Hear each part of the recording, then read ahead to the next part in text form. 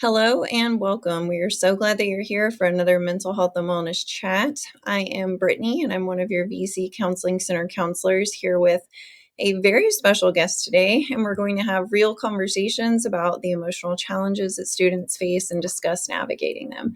So today I'm here with a member of our advising team. Carol, I'll let you introduce yourself and your title. Hi, everybody. My name is Carol Marcengo-Stehling.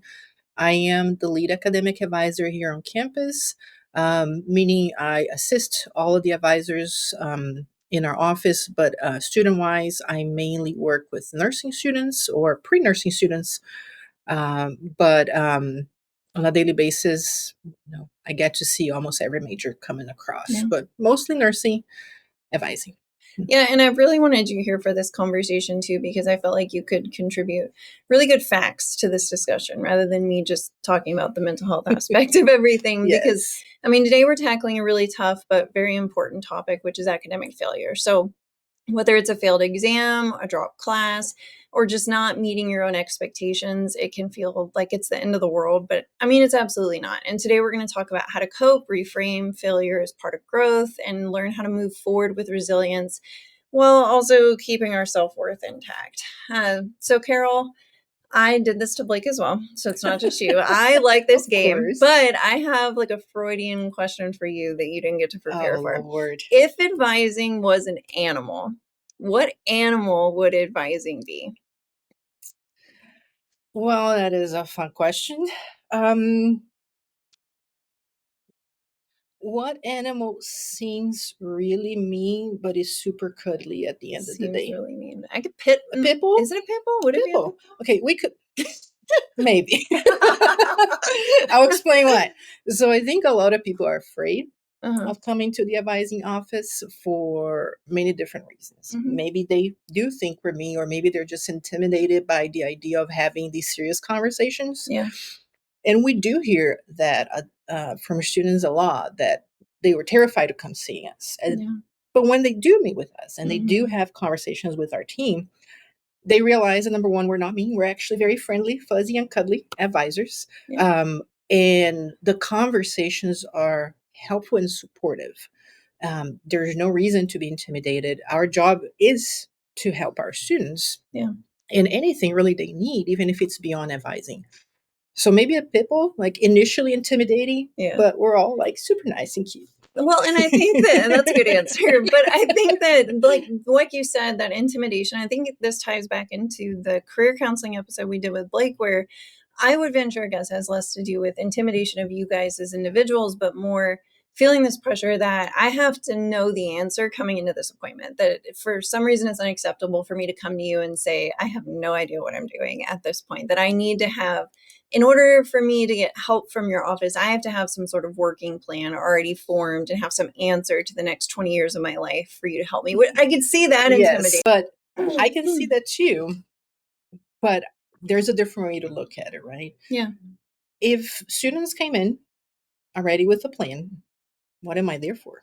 Yeah. Right? We are there to help students create a plan.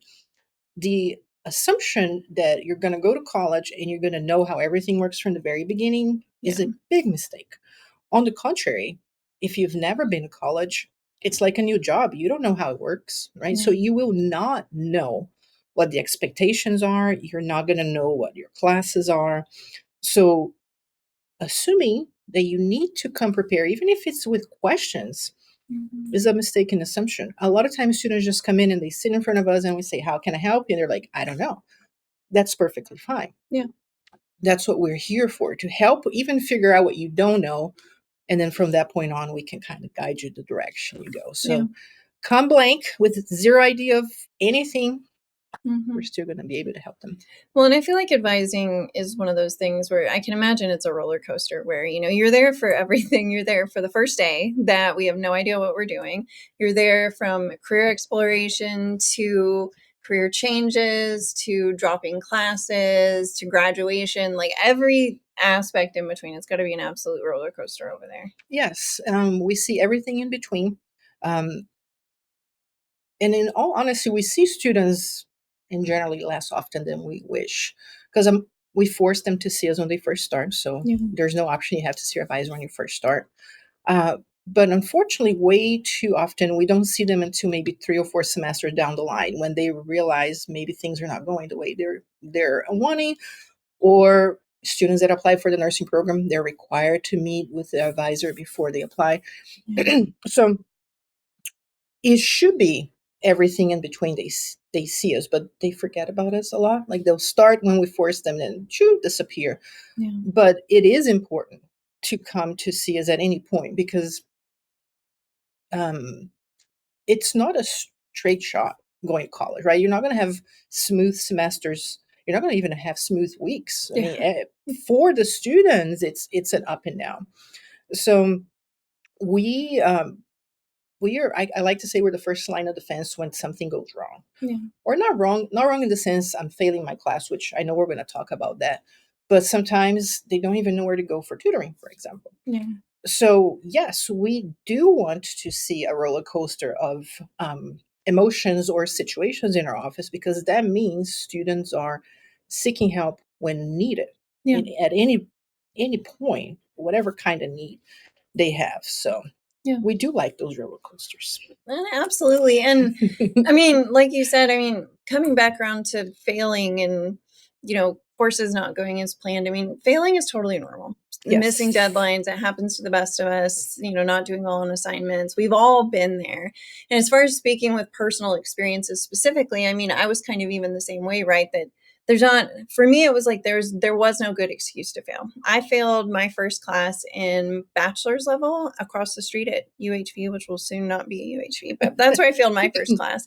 And for me, in my circumstances, I was pregnant in my bachelor's degree, gave birth mid-semester, forgot I was enrolled, if I'm being honest with you, after that. I think you had a reason. I did, but for me, in my mind, when they sent out the "you have been dropped or withdrawn from this course" email a couple of weeks later, and I finally remembered that I needed to log in and maybe look at that, for me, it was like, this isn't, there was all this fear and anxiety of, they're not going to let me in again. I'm not going to be able to register again. I shot my shot and now it's over. There's a lot of panic of, this isn't even a good excuse. I should have been more responsible. I should have taken care of this. I should have done more.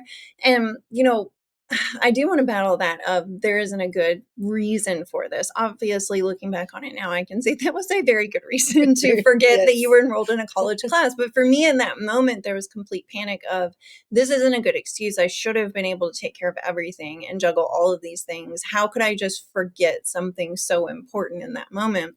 But I say this to say, you don't have to have a good excuse to fail a class or an assignment or any of these things.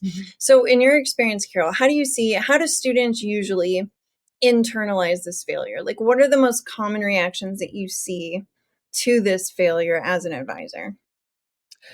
I think they kind of revolve around maybe there are two different directions usually things go. There are students that will never take ownership over what happened. Sometimes it just they forget an assignment. Sometimes they do something that may push them behind. How can I say that? Let me rephrase that. Most of the time, students come to us and they're like, "Carol, oh my God, I messed up. I'm not doing things right. I'm not good for college. I'm behind on my classes. I'm failing." Right? So they are not taking. I want to say responsibility. We just haven't figured out what those factors are. Yes, we haven't got there yet. So, to a sense, they are blaming themselves, but it's life, right? So, now don't get me wrong. If you're lazy and you're doing your homework, you do have to own up to that, and maybe that's the reason you're failing a class, and we'll have a different conversation. But that's rare. It's very rare that our students just like, meh, I don't care. I'm just not going to do my homework. That's very rare. Usually, it's a fact of life. So something has happened for you. Something has happened that's beyond their control. And I think that's sometimes what's hard for them to understand. For us as humans, not just our students, us as humans, sometimes we want to control too much. No, a family member gets sick, you get in a car accident, it's your final exam, your internet goes down, if you're taking an online class. So majority of the situations that we see, it was something beyond the student's control. Yeah. They worked, they prepared, something happened. And now there's that sense of everything is lost. I'm going to fail at this class. That's it. There's no more college. I'm going to fail. Number one, when that happens, whenever you're facing the possibility of failure, always talk to your teachers. Yeah. There's nothing we can do about that. So if you come and tell me, Carol, I'm failing my class because I'm 5 assignments behind, first thing I'm going to tell them, you need to talk to your instructors. A lot of them are going to understand and work with you and give you the opportunity to catch up. So always, always, always talk to your instructor. No matter what the reason, give them as much or as little information as you want. But if you are just struggling with the content or assignments, let them know. If something's happening outside of classroom that's preventing you from being successful, let them know. They will work with them. So that's always the first step. Whatever the reason, which again, usually it's something beyond their control. They're just struggling with life. Always, always talk to your instructor first. Yeah.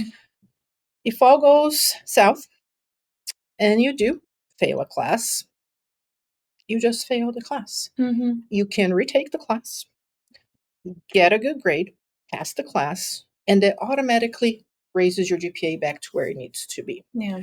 So the worst case scenario, usually when students fail a class, it is really not that bad.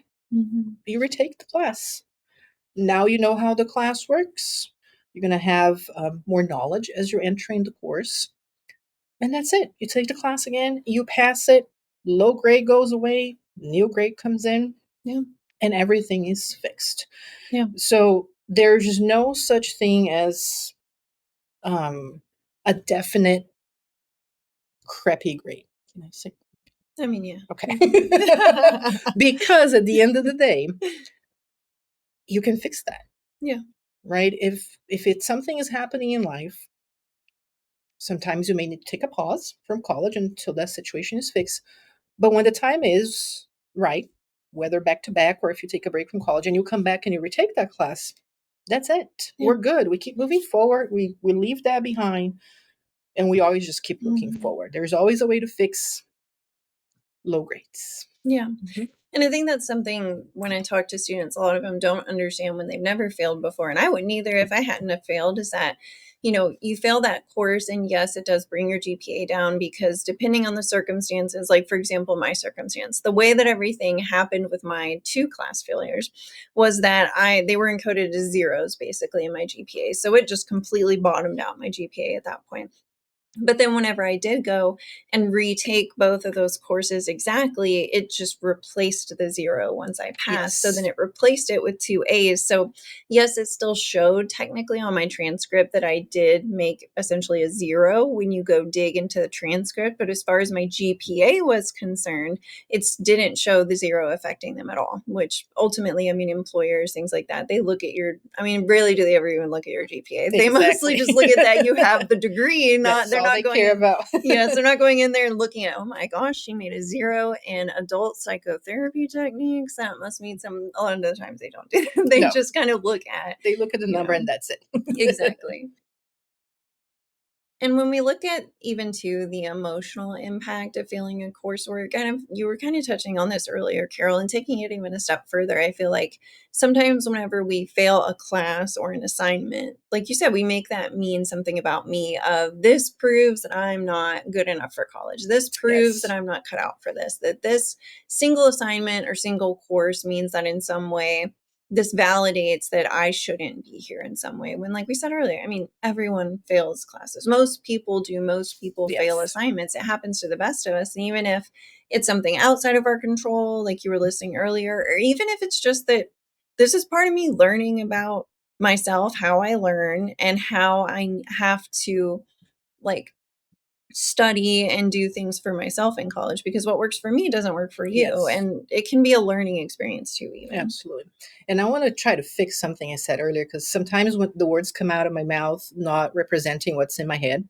So I was saying earlier, it's important to take ownership of things that are happening.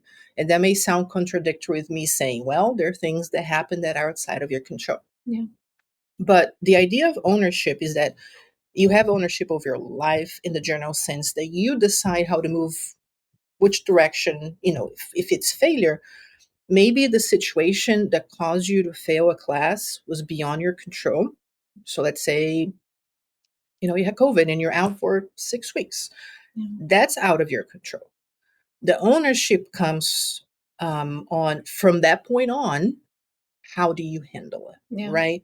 So even if the life event that happened, that was out of your control.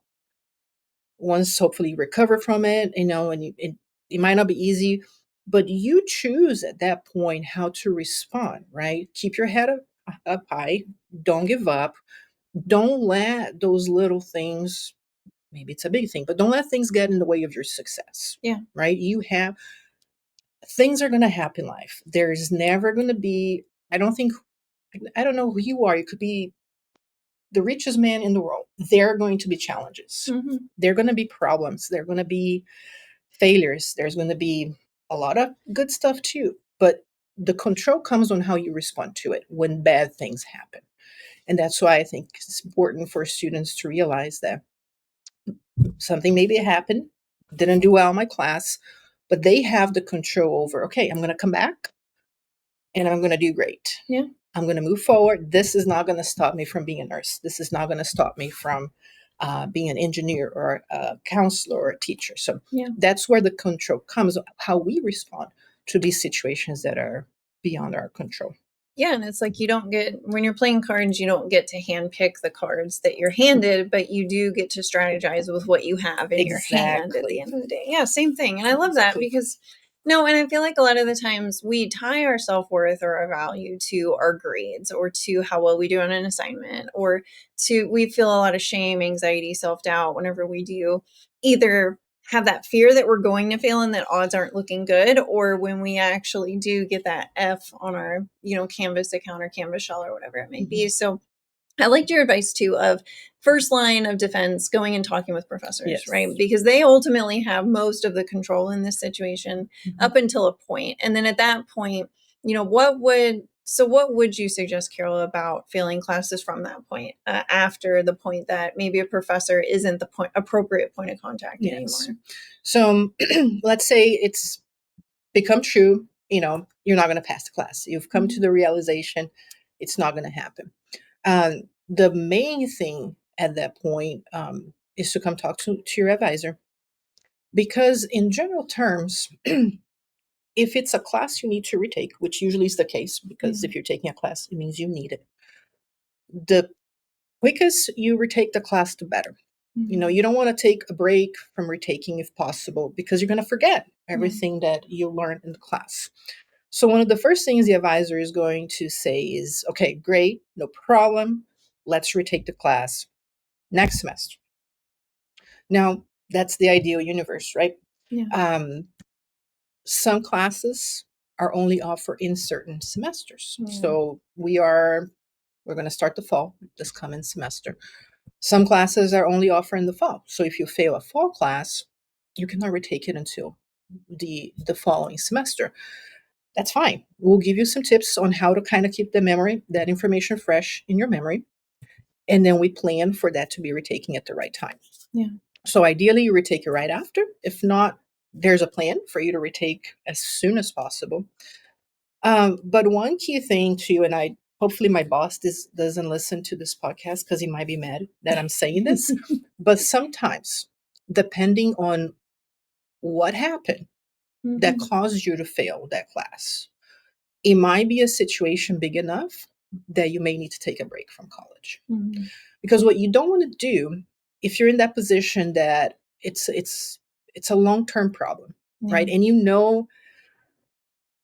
it's gonna be there for a while. you have to assess your life, your needs, and determine if do you keep pushing? And that comes the control, right? How do you Yeah. control your response to the situation? I have a student recently, she's caring for her mom who is suffering from cancer, and she's going to have to take a time away from college. She's the primary caretaker of her mom, Yeah. and her mom is priority, Yeah. and her mom should be priority, right? There are things outside of college that are priority Mm-hmm. above college.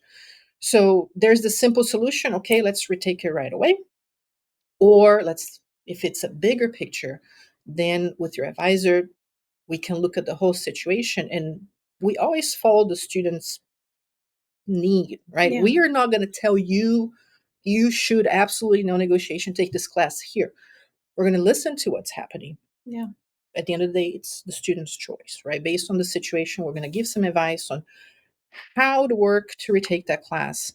Um, but sometimes it does happen. And what students need to be aware of is, especially those students that are with financial aid, is if it's a chronic situation, so it's a problem you're dealing with that it's going to be a while, Mm-hmm. and maybe it's not time for you to be in school. Some students just keep pushing because they're hardworking. They Yeah. don't want to give up. They don't want to quote unquote quit. But it's not quitting when you just look at your life and you make the decision that's best for you. Yeah. A lot of times financial aid becomes an issue because we all need money, right? Mm-hmm. Having money to pay for college is important. And our students that are on financial aid, if you keep retaking the same class and failing, or different classes and failing, that eventually kicks you out of your financial aid, Yeah. right?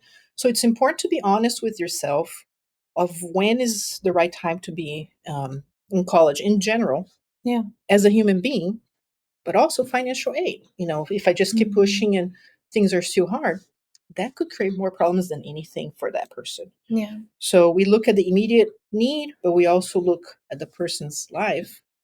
What's Yeah. happening? What is the right time to be retaking these classes? Well, and I think that's part two of that learning and growth through the experience as well, right? Sitting down and having that reflection of, okay, so was this a situation where something genuinely outside of my control affected me in the short term? And next semester, I can have a plan to move forward and to adapt and change? Or is this one of those things where I learned, 4 classes is heavy for me. And Yes. I don't at this time have time management skills to be able to successfully do that. So, maybe let me try 3 classes or 2 classes or Yes. whatever it might look like. So Mhm. being able to come up with that recovery plan of, Mhm. where did things kind of fall apart? What responsibility can I own here? What is outside of my control? And, how can I move forward in this circumstance? Absolutely. And it's I would say it's fairly common, if not maybe one of the most common reasons students drop or fail classes, because they took too many classes. Yeah. Especially first or second semester that you Yes. don't know what you're doing. You're like, yes, let me take 6 Yes. classes, and I work Uh-huh. full time and I have 5 children. Probably not a good It idea. sounds good on paper, but then Yes. reality hits and it's like, that's a Yes. lot for anyone to juggle. Yeah. Yes. And sometimes it's something that's small, right? Mhm. Adjusting your schedule to the workload that you can handle based on your life, not comparing to other people. Don't Yeah. compare yourself to John over here that doesn't have any responsibilities, just going to school and taking 6 classes. That might not be the Yeah. same thing for you. So the small little things can make a big difference. And also, don't ever compare your life to somebody else, because you don't know what they're going through. Yeah. They don't know what you're going through. The idea is individual conversations. We talk to students to see what they individually need. And I think that's such a big key to success in college too, is even using it as a learning experience of learning yourself and how you learn best and how you are successful in this type of an environment, because everyone's answer is slightly different. Yes. And, study strategies are different. Time in class is different, face to face, online. I mean, all these things, they're all options to make sure that everyone has an option to be successful. But a big part of it is figuring out how you can be successful yourself in your Absolutely. experience. Yes. So, what do you feel like are some of the most common misconceptions that students can have about their options after failing that you want to kind of nip in the butt and help people understand ahead of time? All right. I think the most important one is the assumption that because you fail a class, that's it. Yeah. You cannot go to nursing school. You cannot become an engineer, especially when it comes to some of your more competitive programs. Yeah. You some of the harder classes, so usually in general terms, sciences and math Mm-hmm. are, your harder subjects in general. Some people are really good at it. Most people struggle a little bit with science and math. And depending on the career you're going for, you may have to take a few of them. So I'm going to use Mm-hmm. nursing as an example because it's my area of expertise. So there are 3 biologies that students have to take: microbiology, human anatomy 1, human anatomy 2. Very hard classes, Yeah. especially microbiology. So it happens a lot that they take micro and they don't do well in the Mm-hmm. first class simply because it's a very difficult course. Yeah. And they come to my office, they're like, okay, I'm not going to be a nurse anymore. I'm going to be a teacher. Why? Mm-hmm. Well, I failed microbiology. So Yeah.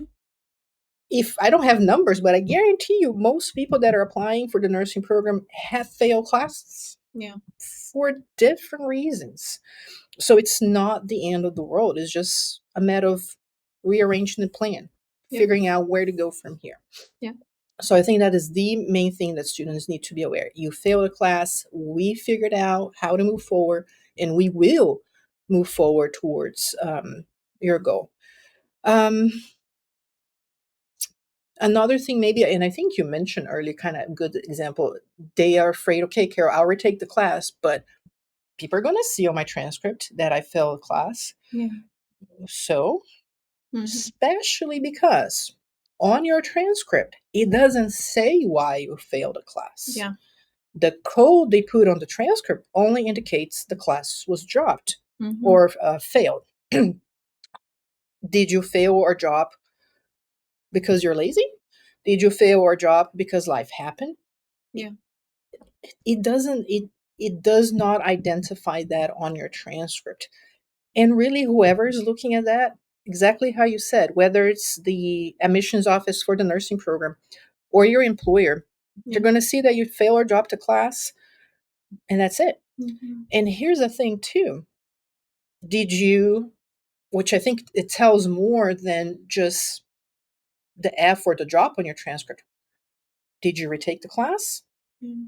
Or did you just quit? Right? I think that says more about your actions as a student than anything else. But I think that's a good one to a myth. Oh, they're gonna show. She's gonna show my transcript that I failed because of blah blah blah blah blah. Yeah. No, it doesn't. It's just a code.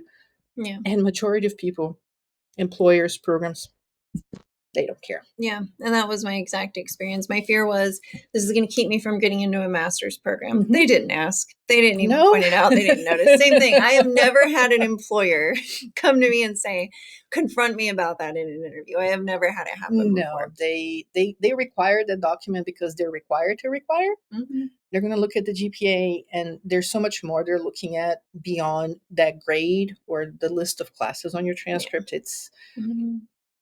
It's going to be just fine. Well, and on the note of, earlier you kind of touched on resources that students can use or maybe that they're not aware of, and that advising can be a hub for that. Mm-hmm. So what institutional resources do you feel like are usually not used by struggling students that maybe struggling students should be aware that we have here on campus? I think all of them. Yeah, every one of them. Because ideally, right, we're talking about failure, but so far I think we've talked about at the end when there's no coming back from it, right?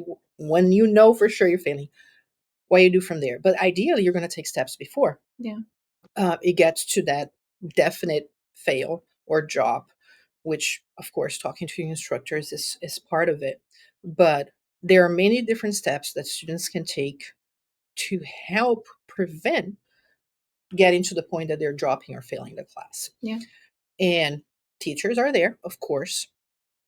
But we also have free tutoring for our students. So if they're struggling, whatever subject it is, they can go to one of our learning labs, and there's people there to help them. Yeah. Whatever the subject is, there's somebody that can assist them understand the subject, be maybe explore different strategies, study strategies, test taking strategies.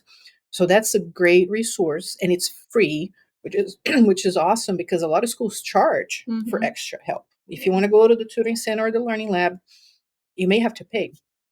It is free, and they have great hours. I think math and English, they even do weekends.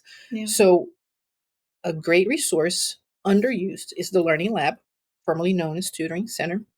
Um, but, the instructor and the Learning Lab, it's focusing on academics. If you're struggling with the subject itself, algebra, oh my God, those letters and numbers, they don't belong together. That's your teacher. That's your Learning Lab. However, there's help as well for things that are not content related, they're not classroom related, that could be preventing us from doing well in classes. So, your department, support services, there's a lot of great resources to help students with beyond classrooms. So, things that are happening in life outside of school that could potentially be preventing them from getting to the point they can be successful in the classroom. Yeah. And some things are just as simple as transportation. Maybe something happened with your vehicle and now you have no means of getting to school. Or even more basic things like that, like food. Yeah. If we're hungry, it doesn't matter how smart, dedicated, hardworking you are, and you're sitting in the classroom and you haven't had a meal in 2 days. Yeah. Even if you want to pay attention, it's not going to work. Your brain is not going to be there. Yeah. So there's so many different things that are happening in our lives that, again, beyond our control. And we have help here. So we have the JP Market that students are welcome to come, and why. But if you need food, we have food. You need clothes for an interview, we can help you with that. Yeah. Transportation, childcare, almost everything that's happening outside of the classroom that students need help with, we offer here. Domestic violence, mental health, of course. Yeah. The main thing, though, is that they need to tell us. Yeah. Students need to tell us what they need, because I cannot just walk around, the quad and be like, hey, are you needing food? Are you needing? We cannot do that. Students need to feel comfortable enough coming to us because we have the resources. We have the help, whether it's me with advising and my team, support services, as long as they just tell us what they need. Yeah. Whether it's something we have on campus or that we need to connect them with the community, we're going to do it. We're going to do everything we can to help them. Yeah. In reality, if you put the numbers together, probably the main reason why students are struggling with classes is not their understanding of the content. It's stuff outside that's creating so many problems physically and mentally for these students that they just don't have the energy or the motivation to do well. And we have support for that too. No, absolutely. And I mean, life can definitely be heavy. And like you said, it's important to be able to reach out to someone on campus. And the entire time I've been working here, there's never been a situation where a student brought something forward and said, this is what's making life difficult for me. And the answer was, we can't help with that. We don't know anyone that can, and good luck. That's never happened. Yes. There's always something that's found in some way. Like Carol said, it's just about letting someone know what's going on and what it is that you need, or might be able to make things a little bit easier. And coming back around to the theme of the episode here, I think the theme that we both keep resonating through is using failure as, push that growth mindset again. Those of you that are younger, y'all been through school, they shove it down my daughter's throat too, of the growth mindset, right? But in all seriousness, though, of, this is a failure, and yes, this is a setback, but what can I learn from this experience? How could I use this experience to better myself moving forward? How, what did I learn about myself, my time management, my schedule, my availability, my abilities as a person? And to be able to say that, there is a limit to how much I can do in a week. That's not a negative thing. We all have our limit. We all find it eventually. Yes. And then it from that point forward. And knowing what works for you, it's not something that's in our genes, right? We don't become adults knowing everything that we need to know to be a successful adult. That would be so cool. Yeah, I love that. Somebody needs to come up with some kind of gene therapy. Yes. Put a gene in there that we know exactly how to be adults. Oh, that would be amazing. We don't. the certainty in life is that we're going to run into a lot of problems. Yeah. It's for sure bad things are going to happen. There's no way out of it.